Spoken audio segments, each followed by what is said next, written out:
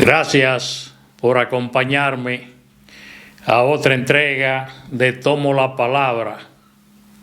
Hoy murió el Papa Francisco a la edad de 88 años, un cristiano de verdad, un humanista, el primer Papa latinoamericano,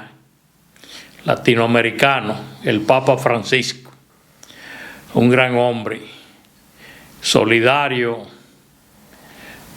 con la humanidad, contrario a las guerras, siempre abogó por la paz y por el bienestar de los más débiles.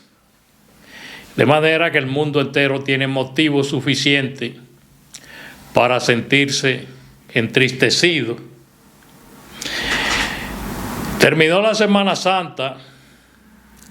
En la República Dominicana, las autoridades hicieron su trabajo y el balance de personas fallecidas asciende a 23, de acuerdo al COE, que comparado con años anteriores se trata de un balance favorable dentro de lo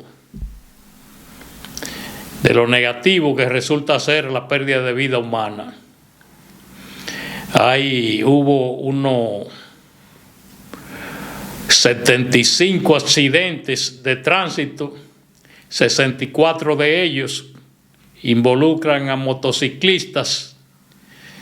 Como suele ser siempre, mayoritariamente están las motocicletas, que es el modo de tránsito más inseguro que hay en cualquier país del mundo y que es mayoritario en la República Dominicana. Hay 182 intoxicados, personas que consumen alcohol de forma excesiva. Pero reitero que de todas maneras, comparado con años anteriores, creo que las autoridades dominicanas merecen un saludo por la reducción significativa de tragedia y de luto en el país. El día 13 del presente mes murió el novelista intelectual de alcance planetario Mario Vargas Llosa, un hombre que nació en el Perú, pero que vivió muchos años en Londres, en París, en Madrid, siendo profesor de prestigiosas universidades de esas grandes ciudades europeas. Uno de los grandes intelectuales que ha dado la humanidad, Mario Vargas Llosa, excelente, aunque como político muy malo. Empezó siendo marxista y terminó en el otro extremo. En el año 1990 se le antojó ser candidato a la presidencia del Perú, y estoy entre los que piensan que fue un error, porque la presidencia de ese país no le sumaba nada a un hombre con un prestigio internacional como Mario Vargas Llosa. A la presidencia del Perú nada le sumaba. Y compitió en esa oportunidad con Alberto Fujimori, una campaña electoral donde tuvieron que irse a la segunda ronda electoral, lo que se le llama balotaje. Y hubo debates entre Vargas Llosa y Alberto Fujimori. Tuve la oportunidad de ver por lo menos dos de esos debates y la diferencia intelectual entre uno y otro. La de Fujimori estaba aquí y la de Vargas Llosa bien alta, pero eso no es suficiente para ganar un proceso eleccionario, porque el señor Vargas Llosa cometió el error de tirarse todos los gobiernos anteriores en contra. El de Velasco, a pesar de que él participó en ese gobierno. Se tiró en contra el de Belaúnde Terry, que creo que fue un gran gobierno en cierta medida, y razones tuvo para atacar al gobierno de Alan García, que rompió con lo que se denomina el establecimiento y se cogió con no pagar la deuda externa.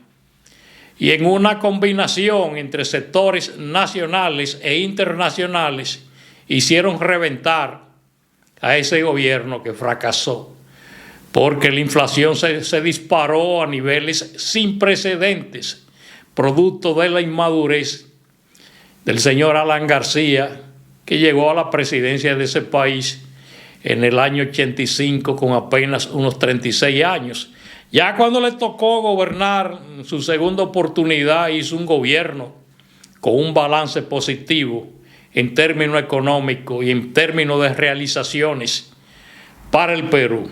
Pero retomando lo de Vargas Llosa, eso fue un error, porque su prestigio estuvo por encima de la presidencia de ese país, que ha tenido a figuras como Toledo, que está preso, Humala, Ollanta Humala, entre otros, que nunca han tenido una repercusión, un prestigio internacional como lo ha tenido Mario Vargas Llosa, considerado uno de los mejores intelectuales de la humanidad. Fue premio Nobel de la literatura en el año 2010 y siempre tuvo una diferencia, sobre todo en las últimas décadas, con Gabriel García Márquez, que fue otro premio Nobel colombiano. Llegaron inclusive a tener una confrontación pública no deseada, que eso repercutió en el ámbito mundial. Señores, parece ser que el caso de Antonio Espaillá y la tragedia del Yese va para largo. Todavía, a pesar de que ya tiene unas 2 semanas que ocurrió ese acontecimiento, sigue copando los principales espacios de los medios impresos, pero también de los medios electrónicos, radio y televisión, y ni decir de las redes sociales. Y es que ahí hubo unas 250 personas fallecidas, 189 heridos. Todavía hay personas que no han aparecido. Y nunca antes se había producido una tragedia de esa magnitud. Algunos comparan cuando el ciclón York, que hubo muchísimos ahogados en una zona por ahí del sur, específicamente creo que de San Juan. Bueno, lo voy a confirmar en un ratito en Google. Y también el accidente aéreo que se produjo en el año 1970. Diría que son las tragedias más grandes, pero en ningún caso había involucrado personas, casi todas de la clase alta de la República Dominicana, gente de mucho poder. Y ese muchacho, Antonio Espaillá, que ha estado haciendo gestiones con el objetivo de transferir propiedades a terceros y que, según me dicen, han fracasado, y que ya tiene defensa, porque inclusive un abogado, servidor del Estado, renunció a su cargo para formar parte de la defensa ante la justicia dominicana de Antonio Espaillá, porque ya hay demandas formales en contra de Antonio Espaillá, el propietario de Yese y unas 60 emisoras de radio, entre otras empresas, porque tengo entendido que tiene inversiones también en Estados Unidos. La justicia dominicana, entiéndase, el Ministerio Público, dice estar haciendo sus investigaciones que no acaban de concluir, ni se ha hecho un anuncio público. Pero se trata de un conflicto de sectores de mucho poder.